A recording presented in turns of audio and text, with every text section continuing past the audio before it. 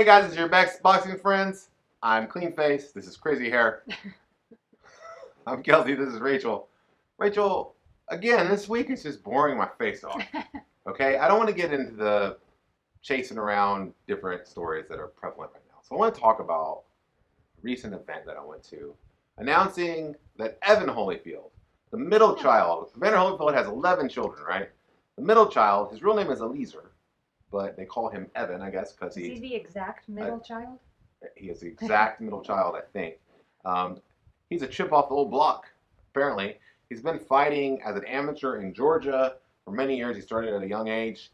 He actually said at the event, now the event I'm talking about is one where he announced in Houston his intention to turn pro and also that he signed with Main Events. Main Events promoted the first part of Evander Holyfield's career as he moved up and became arguably the greatest cruiserweight of all time and one of the top heavyweights of all time as well.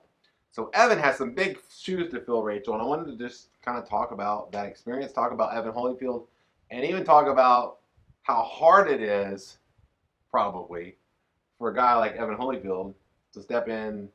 It's one thing when your father was a professional fighter. It's another thing when your father is one of the best professional fighters ever. So why don't you start with, what was the event like when you arrived? Because we've been at different events, pressers, media things. Yeah. I was shocked, frankly, at how many people were there for this announcement that he's turning professional. Right, because he has not had a professional fight. I've been to press events for people with world titles who had less people there. Fans were there, and also celebrities. There were tons of Houston celebrities that were there. Booker T was there. That was the biggest one to me in WWE. But also all sorts of former Astros, former Oilers players here in Houston.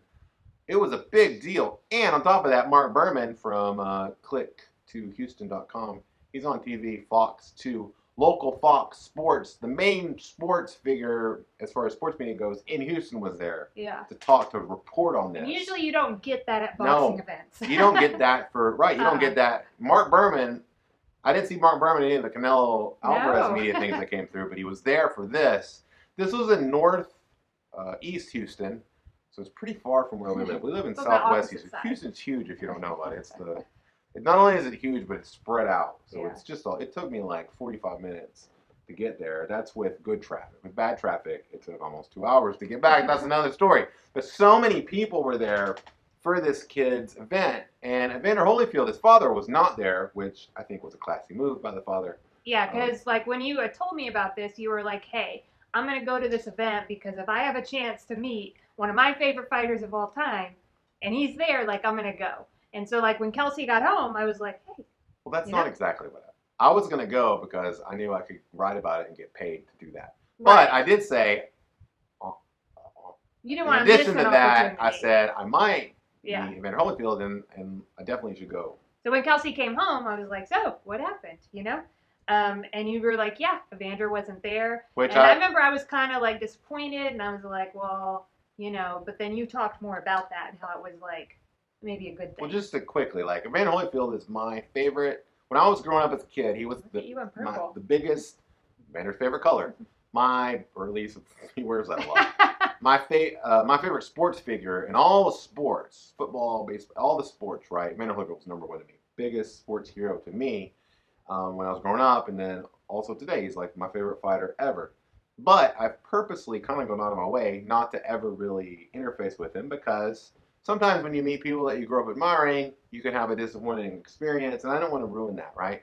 But recently there's been opportunities to maybe talk to him, and I've been like, you know what? I'm an adult man. I can talk to this guy, and it not be a big deal.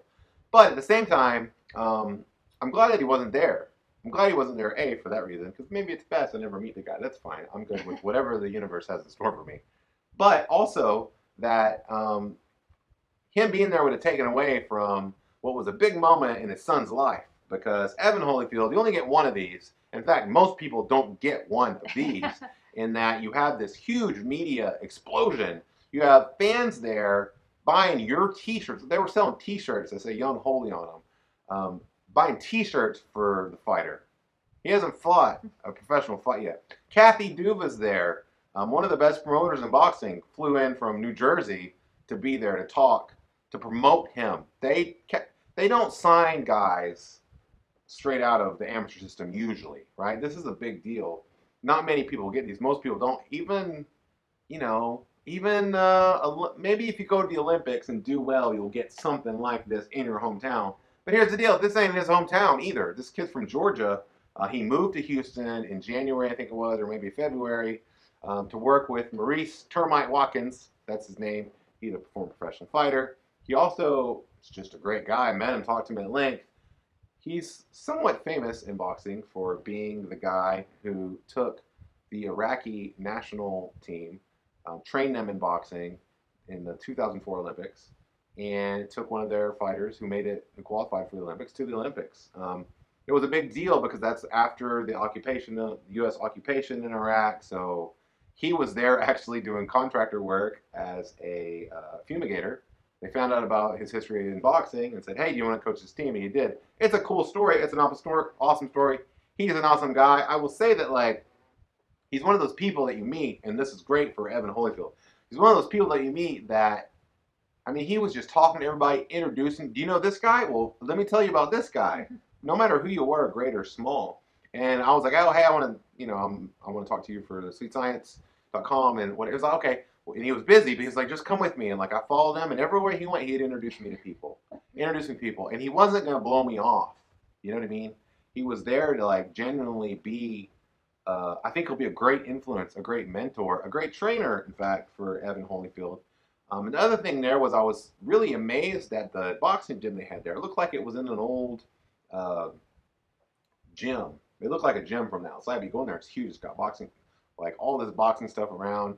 I'm going to leave a link in the show notes. You can read about this place. But it was really amazing. But just that it was there, Maurice Watkins was really proud of his work there. It's connected to a church, so it's connected to his religion. He was teaching people about Jesus and Christianity. And also, he was getting kids that would otherwise be in the streets to focus on boxing and stay out of the streets.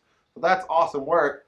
All this seemed, as a Evander Holyfield fan growing up and as a follower of Holyfield, very Holyfield-ish, right? I see why Holyfield recommended his son train with Maurice Watkins here in Houston. Holyfield also trained a lot in Houston under various people. Kenny Weldon is one of them. And anyway, so there's a connection there. He knew where he was sending him to. The classy move was because it would have taken away from his kid's experience. People, because Evander Holyfield is one of the best fighters ever, and also was a huge star in his time, right, as heavyweight champion. He was on commercials, on McDonald's commercials and Chili's commercials and all this stuff. Coca-Cola commercials. Well, I think it's great because had he been there, I feel like maybe his son would have been clearly in his father's figurative shadow, right? But he also would have handled the whole event looking towards his dad. Because that's what I would do in that situation. Right. If I'm there with somebody that's been through all this, I'm like, oh, so what's happening now? What do I do? But because his dad wasn't there, he gets to independently, experience this whole thing. It also, I feel probably, cemented, relationships with, his trainer and the people that are around him. Yeah. Kathy Duva, the whole team that's around him, because if he needed to depend on people, it wasn't his dad, it was these people, and these are the people that you need to be able to trust, you're going to have around you. So I think it was a smart move. Yeah, I'm really excited about Evan Holyfield's career. It all came out of nowhere to me. I didn't even know about it really. What weight class is he in? He's a junior middleweight, and so that means in Houston, within driving distance to Kelsey and McCarson, you have two of the better junior middleweight prospects in the sport, I think, in Evan Holyfield and in our friend Austin Ammo Williams, who trains at Mainstream Boxing and Muay Thai Gym. If you saw, Austin Williams is 3-0. He just won on the DAZN card. Looked great. Made Rachel tear up with by his inspirational speech at the and end. Both of these guys, while they're different in the way the things that they talk about and stuff, they also are very similar in that I feel like they're both very good examples of the kind of person that you usually want to see do well in boxing. So I'm really excited about both the careers. They actually fought each other as amateurs, and apparently it's a controversial decision win for Austin Williams, so maybe that we'll get that rematch on the line. I think probably usually fighters, and especially guys like this, probably would support each other. Yeah. These guys seem like they're just really cream of the crop type people. I'm really excited about having them here. Excited about the differences that Holyfield's name is going to get him into a lot of situations. Yeah. Like they're talking about his first fight being streamed or on TV. Yeah. That's just like the way the world works, the way the cards like fall. Sometimes that's what happens in life, and you can't control like those external things. You know, I couldn't control that. I grew up like in a relatively poor family, and when I went to college, I had no networking ties. Right. Like I was just like I didn't have any of that. Other people did, but what the point is like, well, what do you do with what you have? Because that's all that we got. We don't have control over anything else. So whether it's Emma Williams or Evan Holyfield, what do they do with what they've got? They both seem to know that and to do the best with what they have. Yeah. So we look at somebody like, Chavez Jr., and some people might have an opinion that he could have done more with what he had. I will say that Chavez Jr. is a good example of, hey, Chavez Jr. had a really good career. I think he's going to come back and fight again. But he won one of the middleweight title belts. Yeah. And was a good fighter. It's hard to get to where he got. It's even harder probably when your father is probably the greatest Mexican fighter of all time. Another fighter, and this goes back a little bit, but Maurice Frazier was a really good heavyweight, right? He had to follow in the footsteps of his father and manager, Joe Frazier. Of course, he wasn't near as good as Joe Frazier, but he also did fight for a world title. Like, he did challenge Larry Holmes and Mike Tyson. Lost those fights he got obliterated in those fights. But to get there and to fight for a world title is a big deal. Yeah. What I'm getting at is I don't know what kind of fighter Evan Holyfield will be. I know that he'll probably be pretty good, or main events wanting to sign him. They're not out handing those promotional contracts to anybody just because of your name. He didn't get that because of that. He got that because he looks like a good fighter. Yeah. But that, even in, let's say, Evan Holyfield gets there, challenges for a world title, that's a great career. That's an awesome, very difficult thing that very few people do. There are a lot of fighters that come to the sport that wash out after a couple fights and just go away forever. And that would be my plea to any just media overall and in general, that when you have heirs of once in a lifetime, once in a generation type fighters, that maybe you cool it on the comparisons between father-son and just talk about the person independently more. Sometimes I feel like media gets really hooked onto stories and they just can't stop talking about the same thing over and over again, Yeah, and they would do people a better service to quit talking about their dad, Yeah, and that's a big deal. And of course, Kathy Duva did say when I talked to her at the press event that right now, sure, a lot of the stories are going to be about his father. But as he starts fighting and as he moves forward, it'll become more about him, and that's going to probably happen naturally. Yeah. You know what? Oh, sorry, go ahead. I was just going to say, it's good. He's not a heavyweight, so that's good, right? You're not, or not a cruiserweight even. He's a junior middleweight, so he probably will never get up to that weight. He's a big guy, though. He's 6'1" about.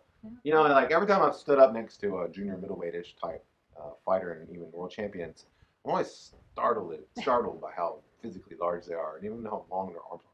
He's got the body. He seems to have the temperament, and everybody that talked to, whether it was his old amateur trainer or his new trainer or Kathy Duva or whoever, all talked about him being a tremendously hard worker. I don't want to do what Rachel just said don't do, but his dad was a hard worker too. That was what made Evander Holyfield great. In fact, I got one more little tiny thing to say about Evander Holyfield. And Kathy Duva actually would always say to Evander, remember that Kathy is main event CEO. She was the publicist back then for main events when Evander Holyfield was there. Anyway, she would always say to Evander, imagine what you could do, Evander, with your work ethic and I'm paraphrasing here, and all your hard work with Lennox Lewis's body, right? And you know what Evander Holyfield said? He said, I probably wouldn't have done nothing because what I was trying to do I was always trying to prove what I could be. Well, he was working harder because... Yeah, he wouldn't have had that same work ethic. Yeah. He wouldn't have had the same experience and wouldn't have been a great fighter as he is. So his son, by most accounts at least right now, seems more like that, where he's putting in the work, and I'm excited about his career. Are you excited about anything, Rachel? I'm excited every time we get a new subscriber. Yep. It shows up on my phone, and I'm legitimately excited. And I get to read whatever, your handle is, and sometimes they're crazy and sometimes they're normal, She always runs in, she'll burst in and she'll be like, ha ha ha ha, and then she'll meet And then, like, we'll fall and roll, like, ha, ha, ha, ha. And then we'll stop and it'll be like, how that happens in movies? That's every time. It's so crazy. Thanks for watching.